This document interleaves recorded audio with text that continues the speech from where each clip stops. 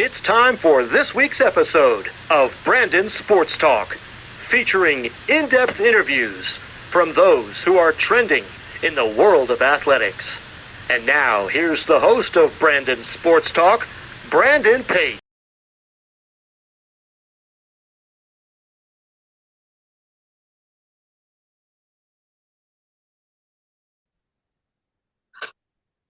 Welcome back to Brandon Sports Talk. In today's episode, I have the privilege of interviewing the Ottawa Arizona Spirit's head powerlifting coach, Coach Chris Skowronski. How are you doing today? Good. How about you, Brandon? I'm doing good. Can you talk about how you knew that you want to get started in coaching in college powerlifting? Oddly enough, that wasn't my trajectory. I kind of got into it when I was in the private sector. I was coaching more of like the adults, anywhere from like 20 years old and up. And then I got a call from somebody to come coach at Grand Canyon University for a little bit, and they contracted me out, and that's how I started getting into powerlifting as like in more of the college atmosphere. So it was not what I was initially anticipating. It's just kind of where it just washed up. What was that experience like for you transitioning from serving in the U.S. Navy to getting into coaching? Um, Oddly enough, it's kind of the same, except one's very militaristic and the other's you know, kind of goofy college kids just playing sports. Um, 6 years in the military, I mean, I did a ton of stuff, and I managed a ton of stuff. I did a lot of strength and conditioning while I was in for the division I was in. So leaving the military, it almost seemed like an easy thing to just kind of fall into, and it almost fit perfectly. So I'm really glad that I made that small little adjustment to do almost the same thing. How did that experience being a strength and conditioning coach in the military for the Navy help you to when you became in college? Um, so it taught me, I think patience is a big thing. So it taught me to um, not rush the process so much. Everybody is kind of coming from a different area. Like not everybody's abilities are exactly the same, and it's kind of the same in college athletics that I've noticed is that we get kids that are Division 1 level at our school, and they're amazing, and you tell them to do it, and they do it. And you get some people that have never lifted up a barbell in their life, and you're like, all right, like we got to start from square one with you, and welcome to college athletics. What was that experience like going to Grand Canyon and being the head coach there? It was interesting. So they're more of a club, so they're not considered a varsity team. So it's not like the school sponsors like football and basketball and all like the traditional sports. GCU has a very robust club scene, and powerlifting is one of the bigger ones.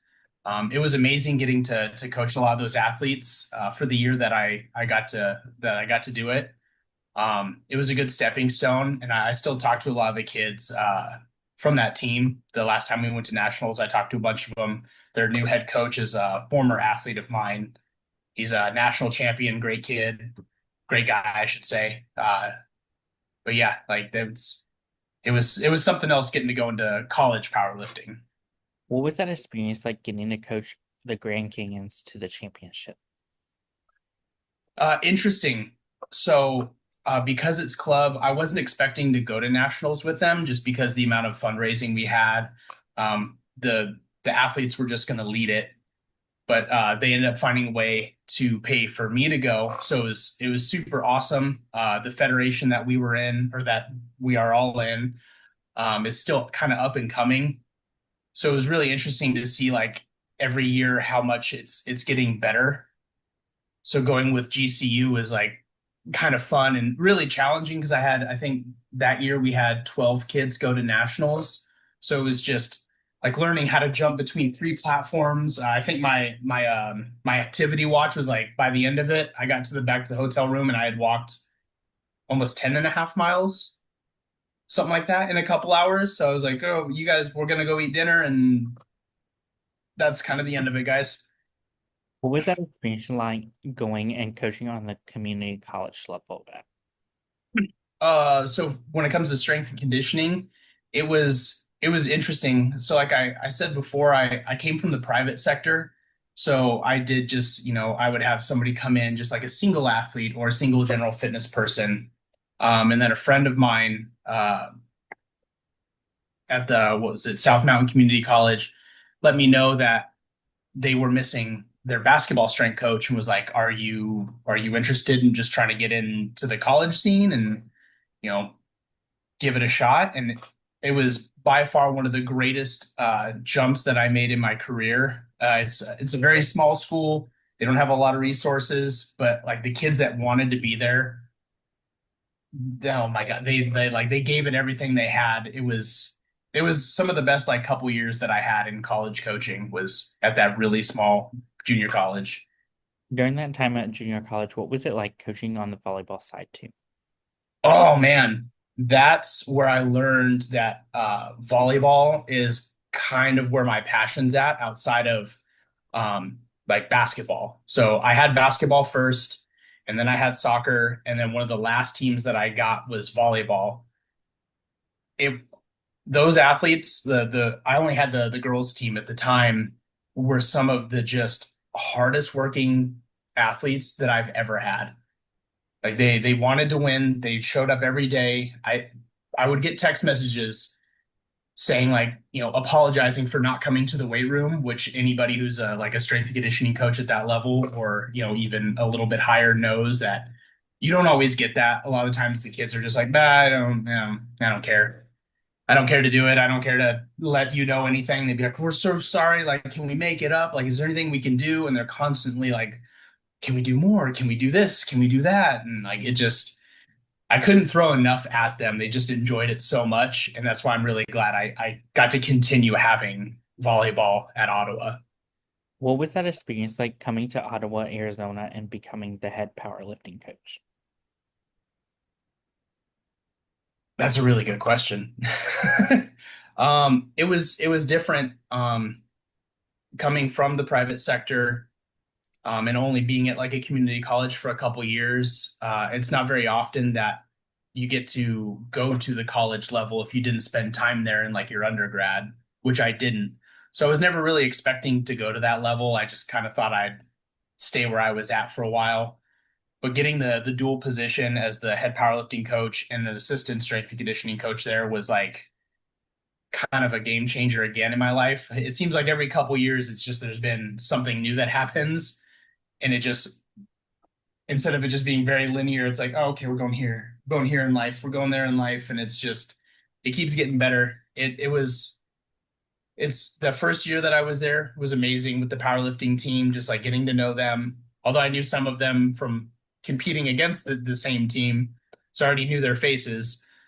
But then getting some of the teams that I got just for normal strength and conditioning, it just I don't know. It's always been a blessing to say the least. After getting announced to become the next head powerlifting coach, what was that feeling like building your coaching staff and the players around you? That was a whole new experience because at the club scene or even in the private sector, private sector people they just come to you.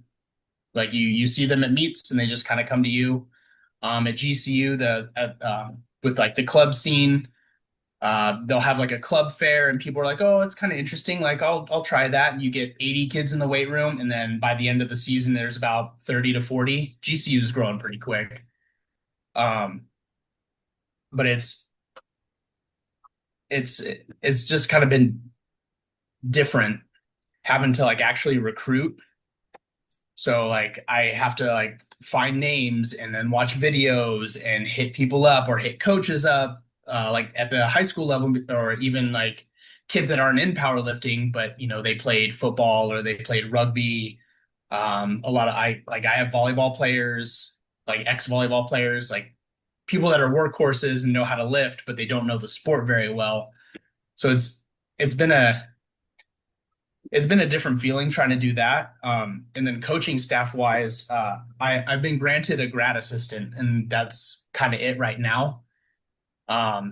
Coach Ralph is a great guy. I wish I had more people. I wish I had like maybe an intern or two, but it's just he and I that just run this entire program, and we're trying to grow it day by day. What does a typical competition look like for powerlifting? So for powerlifting, so we don't compete as much as like a traditional sport. So like in a normal season, you'd have a game once a week, like football's once a week, or volleyball is twice a week, sometimes three or more.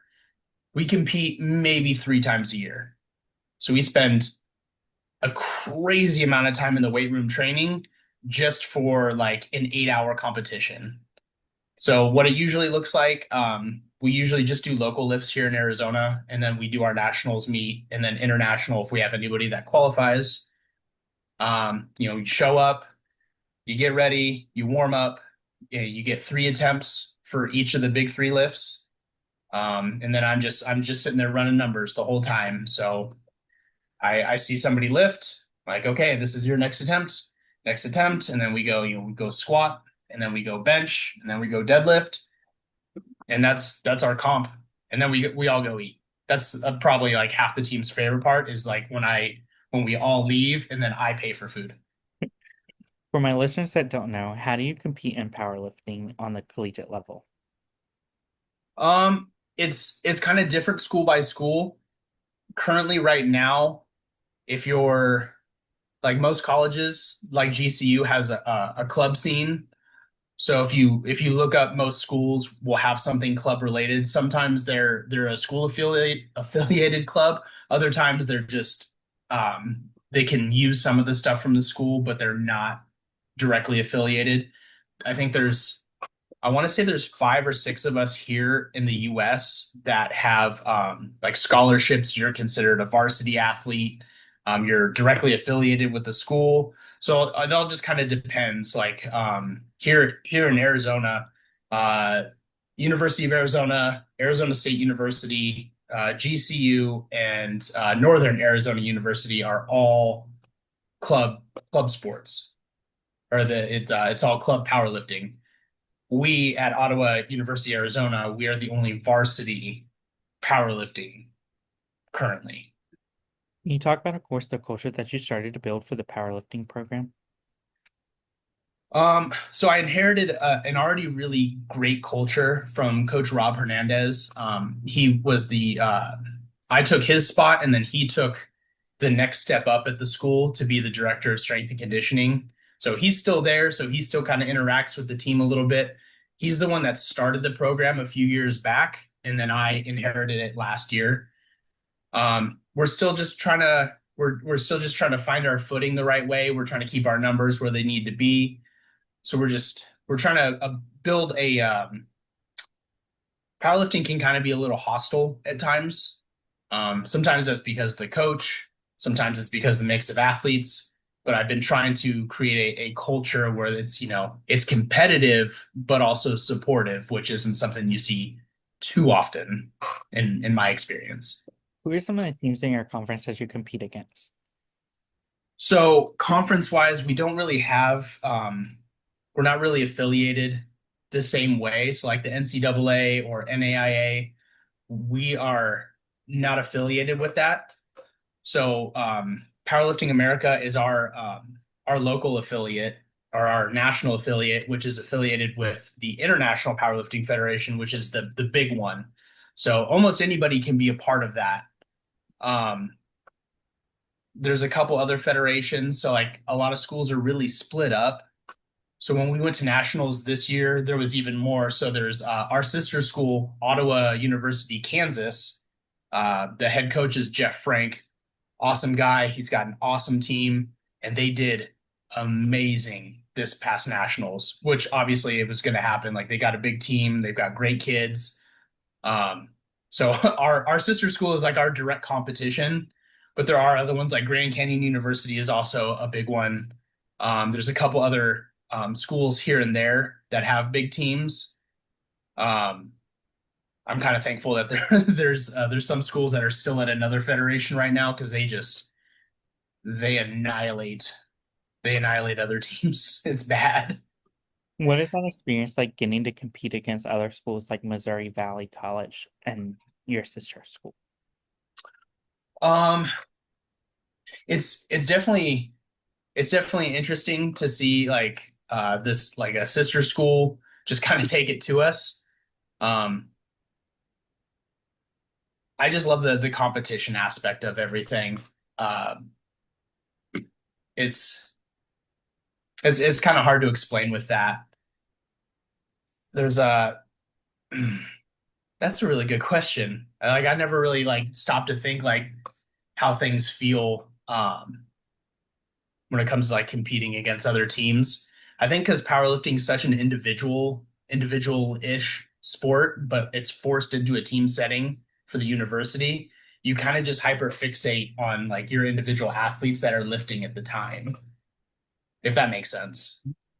As a head coach, what is it like seeing your freshmen putting on that uniform for the first time versus seniors putting it on for the last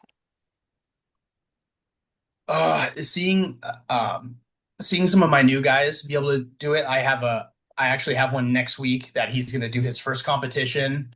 I'm really proud of him and how far he's come in the 6 months that he's been on the team, and I'm really excited for him to put our singlet on and like get after it. This guy is so nervous, but it's going to be a good time for him.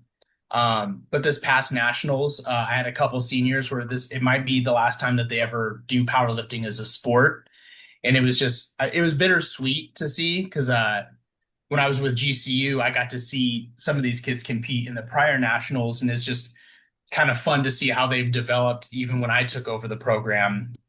But bittersweet's probably the best word. I constantly encourage them to try to stay in the sport because we're so small, and the only people that care about us are us. So I'm constantly like, just stay in. I'll still be your coach, but like you just won't be you'll be on the private side instead of with the university. But it's just, it is what it is, these kids age out. What are your future plans for the program moving forward? Get bigger. That's the biggest one is we just, we've got a couple good recruits coming this year. But I'd like more as a strength sport coach in general, because I do powerlifting and strongman outside of this. It seems like there's like a big upswing when it comes to the female athlete side. So it'd be nice if our female side of the powerlifting team grew a little bit more because nationals we took three, and this year we have two people returning, and we're constantly just trying to get more because that's the up and coming. Like there's just like the female side of powerlifting is they're getting some of those numbers are kind of terrifying. I've seen a couple guys that talk about their numbers, and like I've got a girl or two that does that to warm up. So good job. What advice would you give those incoming freshmen entering their first year of college powerlifting? Check your ego at the door. Everybody has gym PRs, and they've got these numbers in their head that they think like, oh, in 6 months I'm gonna be here. In a year, I'm going to be a national champion. I was like, some people they're just better at it to start. And some people just have to develop more. So being able to like kind of check your ego at the door and realize like, okay, I constantly have to learn. Like every day that I come in, I need to have intent and I need to have like a learning mindset. I need to have a growth mindset instead of just like, I'm just going to do this and I'm going to do whatever I want. What advice would you give those people that are looking to get started in coaching and college powerlifting? Um, That's a good one. Like when we started the interview, I just kind of fell into it. So it's hard to give advice when I just kind of tripped, fell, and ended up in college powerlifting. Um, but the most that I could say is like find a way to just create trust, like create some kind of trust with your team. Because if you're just like a normal or like a typical traditional sport coach, or if you're like the really like overbearing powerlifting coach and you're just overly aggressive about a lot of stuff, you won't get a lot of trust out of the kids. Like maybe 1 out of 10 of them, but like the rest of them will just be like, oh yeah, like that's coach, and like no one wants to listen, or at least that's in my experience. Like a lot of them don't want the overbearing psycho. They want somebody there to just kind of teach them, because not everybody knows how to squat right. Not everybody knows that, like, all right, maybe fixing this with their deadlift, or that, they're not benching the way that they should, or any number of things really. So just create that trust, and everything else just kind of falls into place. That's great advice. Where can my listeners find you at on social media along with the program at? So social media wise, you can find Ottawa Arizona Powerlifting. Instagram is OUAZ Powerlifting. And then if you're looking just at my stuff, I'm at Ragnarok Performance.